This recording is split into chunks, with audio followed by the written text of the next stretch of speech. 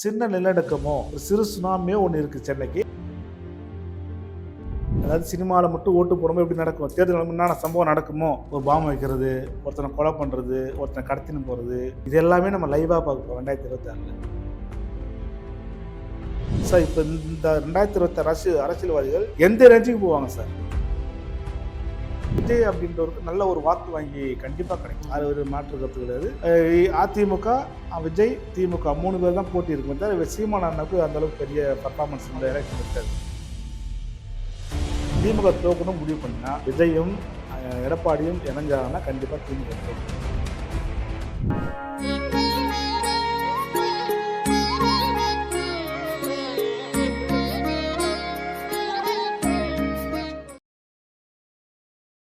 Varahi TV நேயர்கள் அனைவருக்கும் வணக்கம். நான் உங்க ஜித்து. இன்னைக்கு நம்ம கூட இருக்கக்கூடிய கெஸ்ட் யார் அப்படின்னா, உலகியல் ஜோதிடர் முருகன் துணை பாலு அவர்கள் தான் இருக்காங்க. வணக்கம் சார். வணக்கம் சார். நேயர்கள் அனைவருக்கும் வணக்கம் சார். இந்த 2025 பார்த்தீங்க அப்படின்னா அதிகப்படியான கூட்டு மரணங்களை நம்ம பார்த்துக்கிட்டே இருந்த மாதிரி இருந்தது. 2026 அந்த மாதிரி சூழல் ஏற்படுமா சார்? இப்போ கூட்டு மரணம்ன்றது வந்து எல்லா வருஷமும் நடக்கும். இது எந்த காலகட்டத்தில் நடக்குன்றதான் கணக்கு. எல்லா வருஷத்துலையும் கூட்டு மரணங்கள் நடக்கும், விபத்துகள் நடக்கும், இயற்கை அசம் நடக்கும். இது எந்த மாதம் நடக்கும், எந்த டைம் நடக்குன்றதான் கிரகம் நமக்கு உணர்த்தும். சரிங்களா? இது 2023 கிடையாது. ஒவ்வொரு வருஷத்துலையும் ஒவ்வொரு காலகட்டத்தில் எந்த காலகட்டம்ன்றது அந்த சூரியன், சனி, ராகு, செவ்வாய் இதெல்லாம் சம்மந்தப்படும் போது கூட்டு மரணம் நடக்கும். ஸோ எந்த மாதம் இந்த கிரகங்கள்லாம் மீட் பண்ணுதோ அப்போல்லாம் அந்த மரணம் நடக்குன்றது ஒரு பொது விதி. அதே மாதிரி 2025 நிறைய பேர் சொல்லியிருந்தாங்க லாக்டவுன் வரும் சொல்லியிருந்தாங்க. ஆமாம், மறுபடியும் கொரோனா வந்து போடணும், ஜூன் ஜூலைலாம் ஒரு லாக்டவுன் வரும் சொல்லியிருந்தீங்க. ஸோ அப்படி நம்ம இதே வாராயிட்டில் சொல்லிட்டு போகிறோம். ஸோ அது மாதிரி ஒன்று நடக்காதுன்னு சொல்லிட்டு போனோம். இந்த 2025 என்ன நடக்க சொன்னாங்கன்னா, ஒன்று கொரோனா வந்து லாக்டவுன் சொன்னாங்க, 2வது வேற்றுக்கிரகவாசி ஏலியன்ஸ் வரும்னு சொன்னாங்க, அடுத்து 3ஆம் உலக போகிறோம்னு சொன்னாங்க. இது எல்லாமே நம்ம வாராய்ச்சியில் சொல்லிட்டு போனோம், இதெல்லாம் எதுவும் நடக்காதுன்னு. ஸோ அதேபடி எதுவுமே நடக்கலை. ஓகேங்களா? எது நடக்கும் நடக்கூடாதுன்ற முடிவு பண்ண போகிறது நம்ம கிடையாது, கிரக சேர்க்கைகள். ஸோ எல்லா வருஷத்துலையும் எல்லாம் நடக்கும். அது எந்த காலம் நடக்குன்றதான் ஜோதிடர்களாகிய நம்மள மாதிரி இந்த உலகியல் சம்மந்தப்பட்ட ஆராய்ச்சி பண்ணுறவங்க அப்பப்போ சொல்லுவோம். என்னோட முகநூலில் தொடர்ந்து போட்டுன்னு வருவேன். குறைஞ்சது 15 நாள் முன்னாடி போட்டுருவோம், 15 days பிஃபோர் போட்டுருவோம் போஸ்ட்டு. இன்னொரு விஷயம் நடக்கும், இந்த மாதிரி விஷயம் நடக்குன்றது. இப்படி தான் ப்ரெடிக்ஷன் எடுக்க முடியும். ஒட்டு மொத்தம் ஒரு வருஷத்துக்கு நம்ம ப்ரெடிக்ஷன் போட்டோம்னா போர் அடிச்சிடும். ஆமாம்.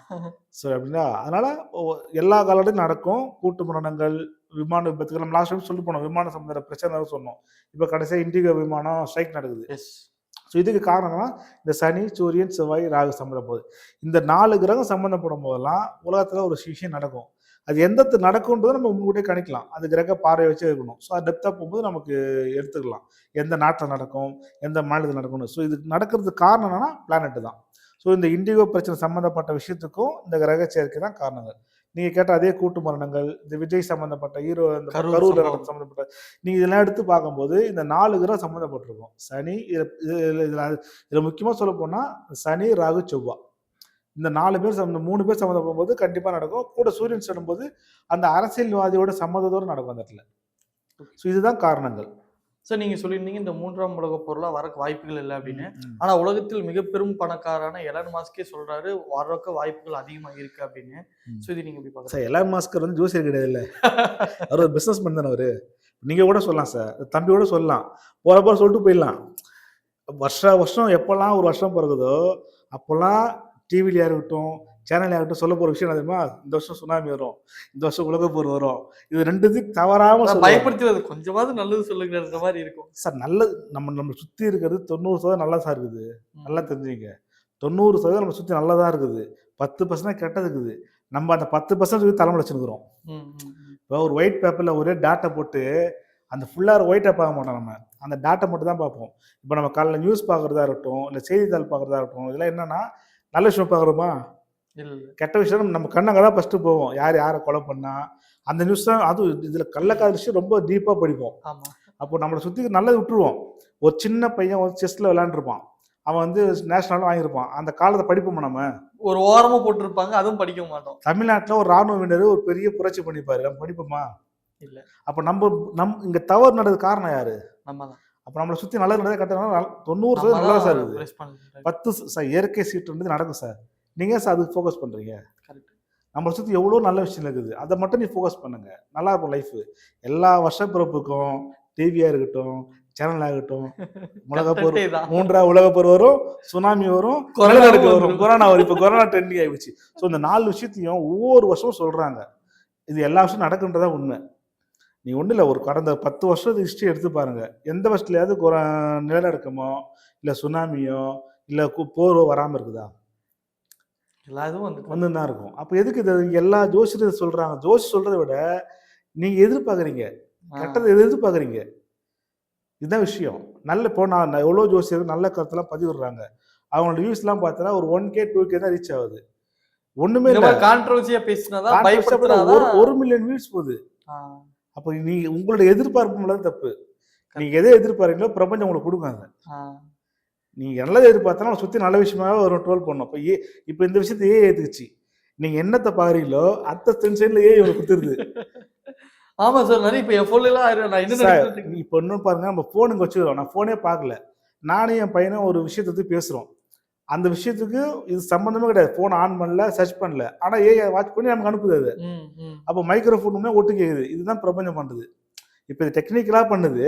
பிரபஞ்சம் இதுதான் பண்ணுது. நீ எதை கேட்கறியோ அதை உன்னை தேடி வரும். நீ நல்லதை தேடி நல்லதை விட கிடைக்கும். நீ கெட்டதை தேடினா கெட்டதான் நம்ம சுத்தி நடக்கும்.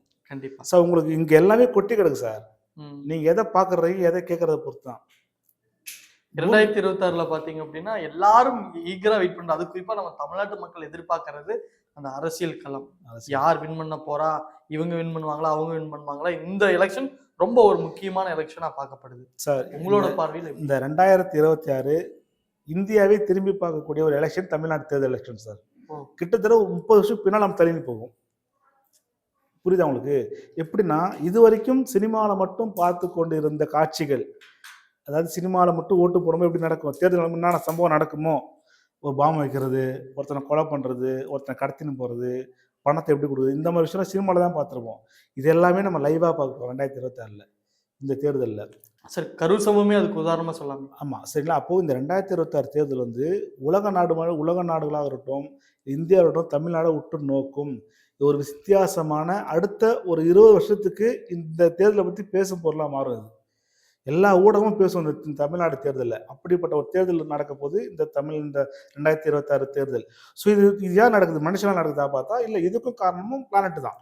நம்ம இயக்கம் எல்லாத்துக்குமே கிரகங்கள் தான் காரணம். இப்போ நான் வந்து உங்களை வேணும்னு அடிக்க போகிறது கிடையாது. கிரகம் நான் அவனை அடிக்க சொல்லுது.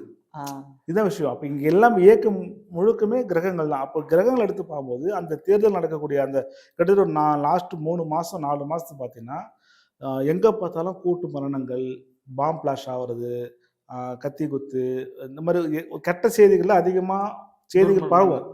அப்போ கிரக சேர்க்கை இப்படி தான் இருக்குது. அப்படிங்கும்போது இந்த தேர்தல் மட்டுமே ஒரு ஸ்மூத்தாக போகாது.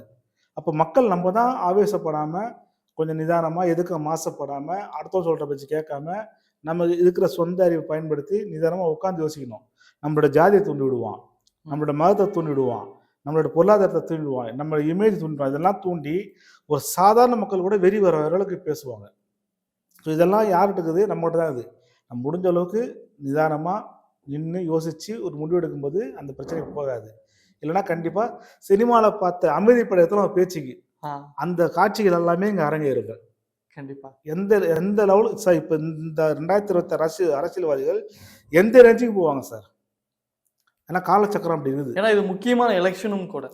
இல்லை, காலமும் அப்படிதான் இருக்குது. ஒவ்வொரு எலெக்ஷனுமே அரசியல் முக்கியம் தான். ஆனால் இந்த அரசியல் ரொம்ப ரொம்ப ரொம்ப முக்கியம். இது வரைக்கும் 2 தான் இருந்தது, அதிமுக திமுக. இருமுனை போட்டியா இருந்த தேர்தல் இந்த மாதிரி 4 முனை போட்டியா ஆகிப்போச்சு. ஸோ இப்போ யாரு ஜெயிப்பான்ற ஒரு கியூரியாசிட்டி எல்லாருக்குமே இருக்கும். நான் இது ஒரு 3 வருஷமா சொல்லிதான் வரேன். நம்ம சேனல் கிடையாது, பல சேனலையும் சொல்லி வந்திருக்கேன். நம்ம சேனல் சொல்லிக்கிறேன், 3 வருஷமா சொல்லி வரேன். மீண்டும் ஆண்ட கட்சி தான் ஆள்றது தான் வாய்ப்பு இருக்குன்னு தான் சொல்றேன். நான் அதுதான் கேட்கலான்னு வந்தேன். 2026 எந்த கட்சி ஜெயிக்கிறதுக்கு வாய்ப்புகள் அதிகமாக சார்? அதான் சொல்றேன், கடந்த 3 ஆண்டுகளா சொல்றேன், ஆண்ட கட்சி ஆள்வதற்கான பாசிபிலிட்டி தான் இருக்கு. திமுக அவர்கள் தான் ஆமா இருக்குது. ஆனா இப்போ எதிர்க்க ஜெயிக்கிறதுக்கு வழிமுறையும் நான் போன இன்டர்வியூ சொல்லிட்டு போயிருக்கேன். இப்போ அது எதிர்க்க ஜெயிக்கணும்னா என்ன பண்ணுன்ற ஒரு விதியும் நான் போன இன்டர்வியூ சொல்லிட்டு போயிருக்கிறேன். ஆனா அது சொல்லிட்டு அந்த மாதிரி நடக்காதுன்னு சொல்லிட்டு போயிட்டேன். ஏன்னா சார், ஆமா சார், நீங்க ஜெயிக்கணும் முடிவு பண்ணிட்டு கிரகம் முடிவு பண்ணிடுச்சு. நீங்க என்ன பிளான் பண்ணாலும் உடச்சு விடாத. ஓகேங்களா? இப்போ அவர் நல்லவரா கெட்டவரா, இப்போ நான் கட்சிக்காரனா நீ கட்சிக்காரனா கிடையாது. நம்ம காமனா மக்களுக்கு கொண்டு சேர்க்கிறோம் விஷயத்த.